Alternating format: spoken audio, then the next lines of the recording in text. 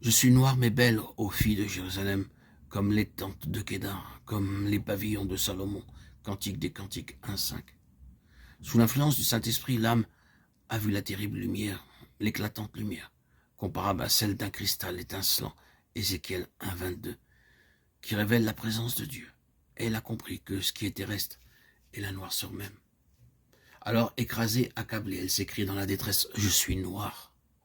Non pas délibérément du fait d'offense volontaire ou du péché, car le racheté, qui cherche à connaître son Dieu, a rejeté de sa vie tout ce qu'il sait être mauvais.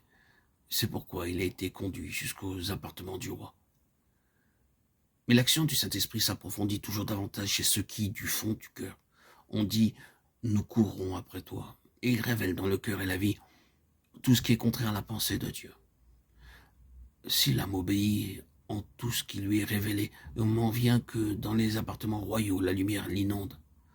Alors, en se voyant, elle s'écrie « Je suis noire », non pas défigurée par des péchés maintenant rejetés, mais noire en elle-même, bien que purifiée par le précieux sang de Christ, noire en son être même, qui porte le maudit héritage du premier Adam.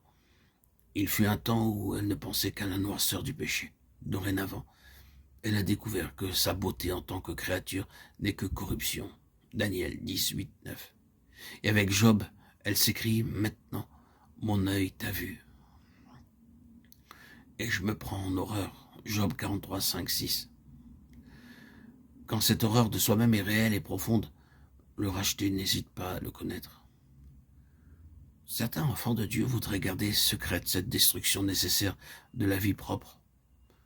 Ils ne veulent pas être aussi droits vis-à-vis des autres qu'ils le sont devant Dieu, mais il faut que tout orgueil soit brisé avant que puisse venir la délivrance.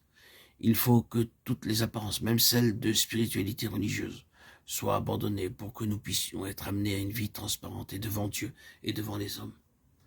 Fille de Jérusalem, je suis noire mais belle, s'écrie l'âme rachetée, noire en moi-même, aussi noire que les tentes de Kédar, rugueuse, laide, mais belle, agréable, comme les splendides tentures du pavillon de Salomon, belle à cause de l'œuvre achevée du Rédempteur, belle parce que je demeure en mon bien-aimé et qu'aux yeux du Dieu 3 fois saint, je suis recouverte de ses perfections.